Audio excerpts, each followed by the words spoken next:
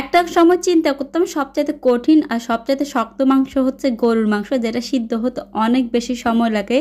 কিন্তু আমার এই ধারণাটা একদম ভুল বলে প্রমাণ করে দিল এই যে এই লেয়ার মুরগির মাংসটা। বাপরে বাপ, এত কেমনে শক্ত হয় আমি বুঝি না। গরুর মাংস সিদ্ধ হতে কিন্তু এত সময় লাগে না, এটা সিদ্ধ হতে যে এত পরিমাণ সময় লাগে আমি এমনও দেখেছি এটা সিদ্ধ হতে আমার ঠিক 5-6 ঘন্টা লেগেছিল। মানে আমি যদি রান্নাটা সকাল একদম 9টা বাজে শুরু করি, আমার শেষ হয়েছে সেই যাই 2টা-3টার দিকে, এমনও কিন্তু হয়েছে। তাই ইদানিং এটাকে একদম প্রেশার কুকারে দিয়ে দিই, মানে আর প্যারা নিই না আর কি। তো আজকে এটাই রান্না করব, সেই কঠিন মাংসটাই রান্না করব, কিন্তু এটা কঠিন হলেও এটা কিন্তু খেতে অনেক বেশি মজা হয়। সবাই কেমন আছেন? সবাইকে আমার নতুন আরেকটি কুকিং ব্লগে স্বাগতম। আজকে আসলে কুকিং ব্লগ বলতে আজকে শুধু রান্না আমার একটাই, তাই এটাকে কুকিং ভিডিও বলি, হ্যাঁ কি বলেন? তো আজকে আমি লেয়ার মুরগির মাংসটা রান্না করব, যে এই কারণে আমি এখানে পেঁয়াজটাকে একটু ভেজে কিছু গরম মশলা দিয়ে দিলাম, আস্ত গরম মশলা আর কি, তেজপাতা, দারুচিনি আর এলাচগুলোকে একটু থেতো করে দিয়েছি। এরপরে আদা রসুনের পেস্ট দিয়েছি, আর এখন সব রকমের গুঁড়া মশলাগুলো দিয়ে দিব।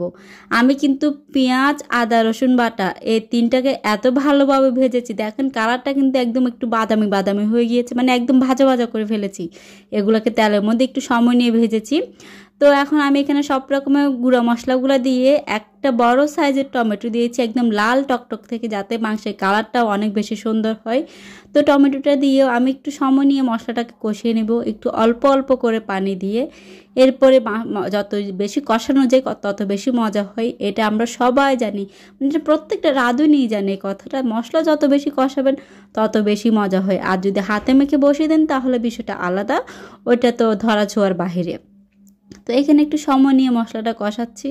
এরপর আমি মাংসটা দিয়ে দিব। আমি মাংসটা আসলে প্রেশার কুকারে সিদ্ধ করেছিলাম, সেটা অবশ্যই আপনাদের সাথে দেখাবো না, দেখাইলামও না, দেখবেনও না। তো এখানে এখন মাংসটা দিয়ে এটাকে একটু নেড়ে চেড়ে নিব, এই মশলার সাথে একটু সময় নিয়ে নেড়ে চেড়ে দিয়ে এরপরে আবার কিছুক্ষণ ঢেকে দিব, ঢেকে কিছুক্ষণ রান্না করে নিব। এই যে দেখতেছেন মাংসের মধ্যে কিন্তু মাংসের চামড়াও আছে। কে কে এই লেয়ার মুরগি মাংসের চামড়া পছন্দ করেন অবশ্যই কমেন্ট করে জানাবেন। বিশ্বাস করবেন এত যে মজা লাগে কি আর বলবো, মানে এই মাংসটার চাইতে মাংসের চামড়া, গিলা, এবার মাংসর মুরগির ফাঁক মানে হাত পা, আমার এগুলো বেশি মজা লাগে। আপনারা কে কে আমার মতো মুরগির হাত পা, গিলা, কলিজা, গুদ্দা এগুলো পছন্দ করেন অবশ্যই কমেন্ট করে জানাবেন। আচ্ছা হ্যাঁ বলি, এখানে কিন্তু কষানোর পরে একটু আবার ঢেকে আরও কিছুক্ষণ কষিয়ে নিয়েছি। এই যে তেলটা উপরে ভেসে উঠেছে, মানে আমার একদম চিকেনটা একদম ভালোভাবে কষানো হয়ে গিয়েছে। এরপর আমি এটাকে প্রেশার কুকারে দিয়ে দিয়েছিলাম যাতে একটু ভালোভাবে সিদ্ধ হয়ে যায়, কারণ এটা সিদ্ধ হতে অনেক বেশি সময় লাগে। তো আমি এখানে পরিমাণ মতো কিছু ঝোল দিয়ে দিয়েছি।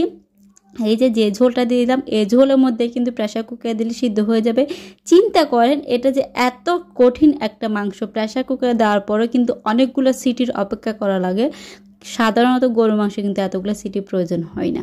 তো প্রেশার কুকারে দিয়েও কিছুক্ষণ সিদ্ধ করে নিলাম, আর এই তো এটা হচ্ছে মাংস ফাইনাল লুক। মাংসটা সিদ্ধ হয়ে গিয়েছে, ঝোলটা একটু অল্প অল্প রেখেছি। তো রান্নাটা কেমন হলো জানাবেন, আর এটা কে কে পছন্দ করেন সেটাও জানাবেন।